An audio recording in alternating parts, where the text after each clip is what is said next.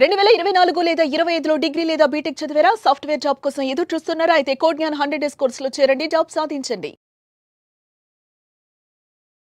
నమస్కారం సార్. నమస్తే అండి. రీసెంట్ గానే సుప్రీంకోర్టు ఒక తీర్పు ఇవ్వడం జరిగింది. ఎవరైతే 18 ఇయర్స్ నిండిన అమ్మాయిలు నాకు నాన్నతో ఇంకా బంధం లేదు అని వెళ్ళిపోతే పెళ్లి ఖర్చు కావచ్చు, అలాగే ఎడ్యుకేషన్ కావచ్చు, ఇంకా ఎలాంటి రెస్పాన్సిబిలిటీ ఉండదు అని చెప్పింది. దీన్ని ఏ విధంగా మనం చూడొచ్చు అంటారు? అండ్ అలాగే దానివల్ల ఎస్పెషల్లీ పిల్లలకి 18 ఇయర్స్ నిండిన వాళ్ళకి ఎంత ఇంపాక్ట్ ఉంటుందంటారు? ఫస్ట్ ఆఫ్ ఆల్ ఆ తీర్పులో ఇంకొక చిన్న వాల్యూ అడిషన్ ఆర్ ఇంకొక పాయింట్ అండి, ఇది కేవలం ఆడపిల్లలకు మాత్రమే కాదు, అబ్బాయిలకు కూడా నేను క్లారిటీ చెప్తాను. అది కూడా ఇచ్చుంటే ఇంకా బాగుంటుంది. ఎందుకనేది చెప్తాను. ఇక్కడ కేవలం ఓన్లీ ఆడపిల్లలు మాత్రమే కాదు, ఏదో అన్నీ వదిలేసుకొని ఒకరు ప్రేమించారనో లేకుంటే కొంత ఏజ్ రంగానే వదిలేసి వెళ్ళిపోతున్నా అంటాం కదా, సేమ్ అది అబ్బాయిలకు కూడా అది వర్తించాలి. ఈరోజు చాలామంది 14 ఏళ్ల పిల్లలు కూడా ఎలా ఆలోచిస్తున్నారంటే, అబ్బా ఇంకో 4 ఏళ్ళు అయితే నాకు 18 ఏళ్ళు వస్తుంది, నా ఇష్టం వచ్చిన నేను చేయొచ్చు అనే ఒక ఫ్రీడమ్ ఆస్పెక్ట్లో ఆలోచిస్తూ కుటుంబం పట్ల కానీ లేదా ఒక తండ్రి పట్ల కానీ తల్లి పట్ల కానీ గౌరవం లేకుండా ఆ కుటుంబం ఎటుపోతే నాకెందుకని వాళ్ళు చేసే తప్పులు, ఆ బాధ, ఆ ఆవేదన, ఆ నరకం ఎవరు చూస్తున్నారంటే తల్లిదండ్రులు చూస్తున్నారు. ఇక్కడ అబ్బాయి అయినా అమ్మాయి అయినా, ఇది మామూలుగా అమ్మాయిలకని మామూలుగా తీర్పు వచ్చింది. ఫస్ట్ ఆఫ్ ఆల్ అది చాలా బాగుంది.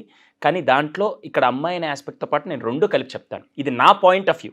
ఓకే, ఎందుకనేది కూడా నేను చెప్తాను.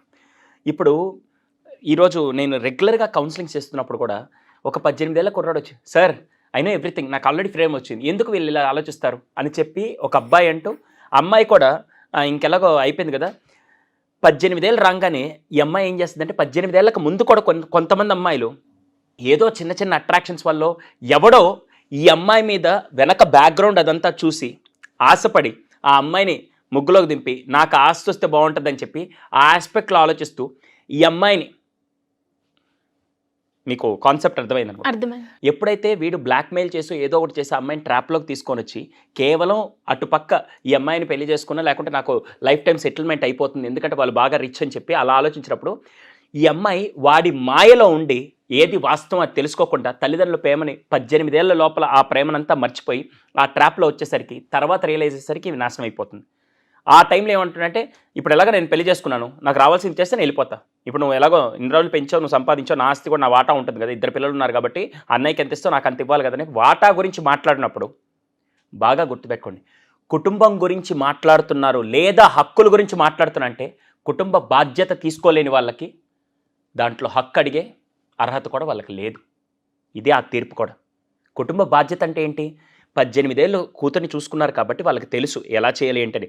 కానీ అదే ప్రేమని, అదే తల్లిదండ్రుల పౌరువుని రోడ్డు మీదకి తీసుకొచ్చి పెట్టేసి వాళ్ళకి నరకం చూపిస్తూ వాళ్ళకి బాధనిచ్చే వాళ్ళకి ఆస్తిలో కానీ లేకుంటే విషయాల్లో హక్కు అడిగే అర్హత ఎక్కడుందండి?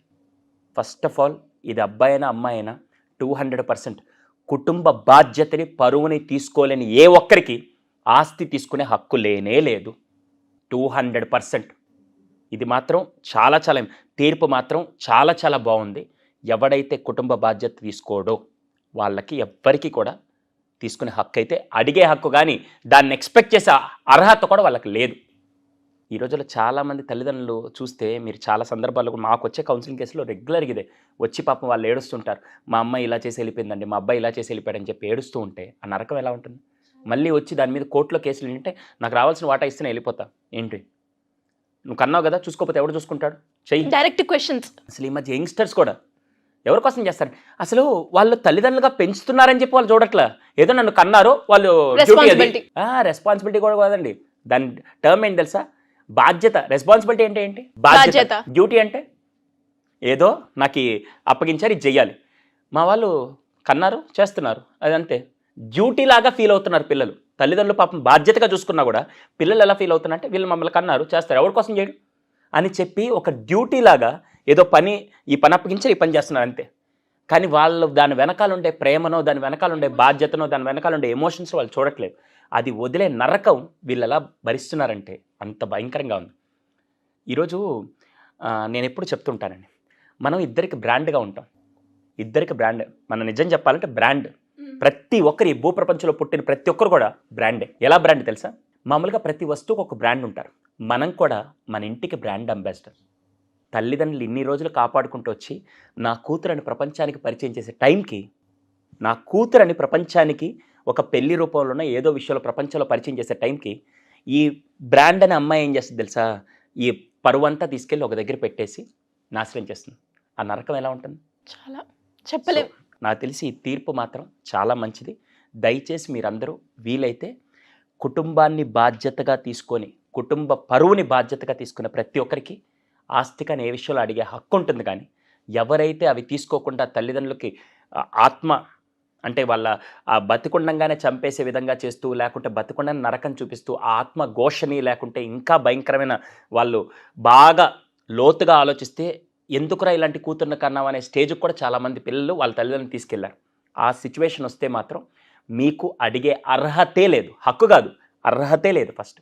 ఇది చాలా చాలా ఇంపార్టెంట్. ఇది అమ్మాయిలైనా అబ్బాయిలైనా 200% కుటుంబ పరువుని బాధ్యతను తీసుకునే వాళ్ళకి మాత్రమే నాన్నగారి దగ్గర నుంచో లేకుంటే తండ్రి కానీ తల్లి దగ్గర నుంచి మీరు అడిగే అర్హత మీరు పొందినట్టు, లేకుంటే లేదు.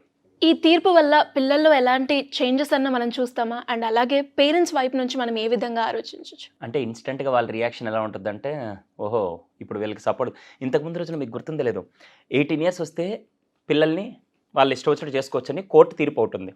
ప్లస్ 22 years వస్తే మామూలుగా వీళ్ళు పెళ్లి చేసుకోవచ్చు. 18 years వస్తే ఓటు హక్కు వస్తుంది.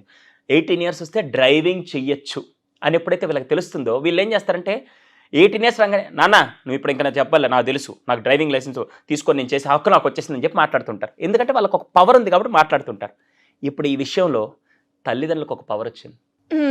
ఇంకోసారి ఎవరన్నా వచ్చి లేనిపోని బిల్డప్లు ఇచ్చి నాకు ఆస్తి ఇమ్మంటే, నువ్వు నా పరువునే కాపాడలేదు, నీకు నా ఆస్తిని అడిగే హక్కు ఎక్కడుంది అని తల్లిదండ్రులకు ఒకటి స్ట్రాంగ్ బాండ్ వచ్చింది. ఈసారి కనీసం ఇలా అయినా ఎవరైనా 100లో 1000లో 1,00,000లో ఒక్కరైనా ఆలోచించి నేను కొద్దిగా బాధ్యతగా ఉంటే నాకు కావాల్సిన భవిష్యత్తులో దక్కుతున్న ఆశతో అయినా చేసేవాళ్ళు ఎవరైనా ఉంటారేమో చూడాలి. మేబీ ఇన్ ఫ్యూచరిస్టిక్ ఆస్పెక్ట్లో నేను చెప్తే. అలా కాకుండా సెకండ్ తల్లిదండ్రుల ఆస్పెక్ట్లో మాట్లాడితే మాత్రం మేబీ వాళ్ళు ఏ తల్లిదండ్రులు కూడా నేను నీకు ఒక 10 లక్షలు ఇస్తాను నా పరువును కాపాడు, లేకుంటే నేను ఇంత ఆస్తి ఇస్తాను నా పరువును కాపాడు ఏ తల్లిదండ్రులు కోరుకోరు.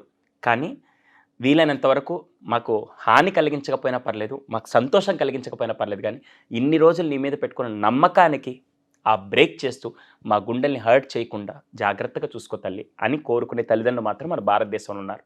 ఆ ఒక్క ఆస్పెక్ట్లో వీళ్ళు కొద్దిగా ఆలోచించగలిగితే చాలు. This is the only funda where అటు పిల్లలు కానీ తల్లిదండ్రులు కానీ కొద్దిగా ఇది ఆలోచించి మీకు హక్కు అర్హత కావాలంటే మాత్రం తల్లిదండ్రుల వారసత్వాన్ని డబ్బు రూపంలో కాకుండా మర్యాద రూపంలో మీరు లెగసీ క్యారీ చేస్తే చాలండి. నిజమే అండి. అంటే మనం దీని గురించి మాట్లాడుకున్నాం, కానీ లాస్ట్ పాయింట్ మీరు ఏదైతే చెప్పారో దానివల్ల కొంచెమన్నా చేంజ్ వస్తుంది అని అనుకుంటున్నాను. థ్యాంక్ యూ అండి. Thank you so much.